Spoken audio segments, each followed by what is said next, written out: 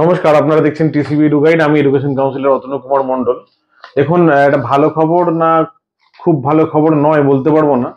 তবে আমাদের রাজ্যে কিন্তু গভর্নমেন্ট কলেজ এই বছর মানে গভর্নমেন্ট এমবিবিএস কলেজ এই বছরের জন্য কোনোটাই পাইপলাইনে নেই, অর্থাৎ কোনো নতুন কলেজ কিন্তু অ্যাপ্লাই করেনি এনএমসির কাছে পারমিশনের জন্য। অর্থাৎ নতুন কোনো গভর্নমেন্ট কলেজ ওয়েস্ট বেঙ্গলে এই বছরের জন্য কিন্তু খুলছে না।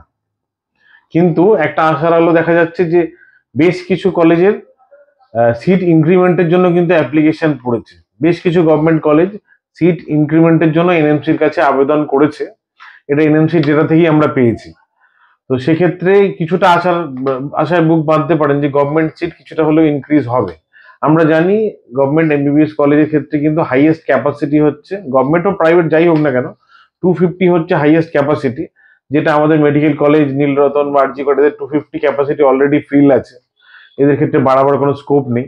কিন্তু নতুন যে মেডিকেল কলেজগুলি পারমিশন পেয়েছিল তাদের অনেক ক্ষেত্রে ইনফ্রাস্ট্রাকচার একটু বেটার হয়েছে এবং তারা বাড়তি সিটের জন্য কিন্তু আবেদন করেছে। কোন কোন কলেজগুলি বাড়তি সিটের জন্য আবেদন করেছে সেগুলো আপনাকে আমরা জানিয়ে দিচ্ছি। প্রথমত হচ্ছে Malda medical college. Malda medical college কিন্তু এখন বেশ যথেষ্ট পুরনো হয়েছে এবং তার ইনফ্রাস্ট্রাকচার আগের থেকে অনেক বেটার। সেই জায়গা থেকে আমরা ধরেই নিতে পারি যে মালদা মেডিকেল কলেজ যে অ্যাপ্লাই করেছে এনএমসির কাছে তারা পারমিশন অচিরেই পেয়ে যাবে এবং কিছুটা গভর্নমেন্ট সিট ইনক্রিমেন্ট হবে এই বছরেই 2024 ওয়েস্ট বেঙ্গলে।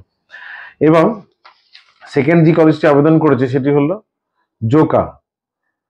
মানে আমরা জানি জোকাতে যে ইএসআই এর কলেজ আছে, যেটা সেন্ট্রাল গভর্নমেন্ট এবং স্টেটের দুটো ভাগ করে সিটটা ডিভাইড করে কাউন্সেলিং হয়। তো ইএসআই জোকারও কিন্তু সিট ইনক্রিমেন্ট এর জন্য অ্যাপ্লিকেশন জমা পড়েছে। আশা করা যায় এটাও সিট ইনক্রিজ হবে। এছাড়া মুর্শিদাবাদ মেডিকেল কলেজ, যেটা মালদার মতোই বেশ সমতুল মানে সমসাময়িক আর কি। তো সেক্ষেত্রে কিন্তু মুর্শিদাবাদ মেডিকেল কলেজেরও সিট ইনক্রিমেন্টের সম্ভাবনা প্রবল। আর যেটি অ্যাপ্লাই করেছে সেটি হলো সাগর দত্ত। আমরা জানি কলকাতা এবং সংলগ্ন এলাকায় এমবিবিএস পড়ার জন্য কিরকম ডিমান্ড আছে। তো সেই জায়গা থেকে কিন্তু সাগর দত্ত মেডিকেল কলেজে সিট ইনক্রিমেন্ট হলে যারা অ্যাসপিরেন্ট আছে, যারা কলকাতা বা সংলগ্ন এলাকায় পড়তে চাও এমবিবিএস, তাদের জন্য কিন্তু অত্যন্ত সুখবর। আর আমরা জানি যে পরিমাণ ইনফ্রাস্ট্রাকচার পেশেন্ট ফ্লো যা আছে সাগর দত্ত, অবশ্যই তার সিট ইনক্রিজ হবে, এটা সময়ের অপেক্ষা। অর্থাৎ এই 4টে গভর্নমেন্ট মেডিকেল কলেজ আমরা পেলাম যারা সিট ইনক্রিজের জন্য আবেদন করেছে এনএমসির কাছে। তাহলে নতুন কলেজ গভর্নমেন্টের না আসলেও এই 4টি কলেজে কিন্তু কিছুটা হলেও সিট ইনক্রিমেন্ট হবে।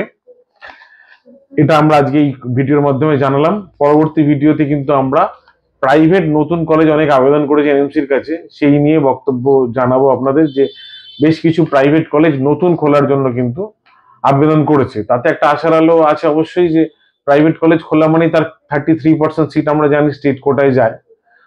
একটু হলেও কম ফিজে পড়া যায়, ম্যানেজমেন্ট কোটার মধ্যে হিউজ ফিজ নয়। তো সেই জায়গা থেকে কিন্তু পরবর্তী ভিডিও আমরা জানাবো যে কি কোন কোন কলেজ বা কোন কোন জেলার কলেজগুলি মানে বেশ কিছু প্রাইভেট কলেজ এনএমসির কাছে আবেদন করেছে নতুন কলেজ স্থাপন করার জন্য। আপনারা সঙ্গে থাকুন, সাবস্ক্রাইব করে দিন।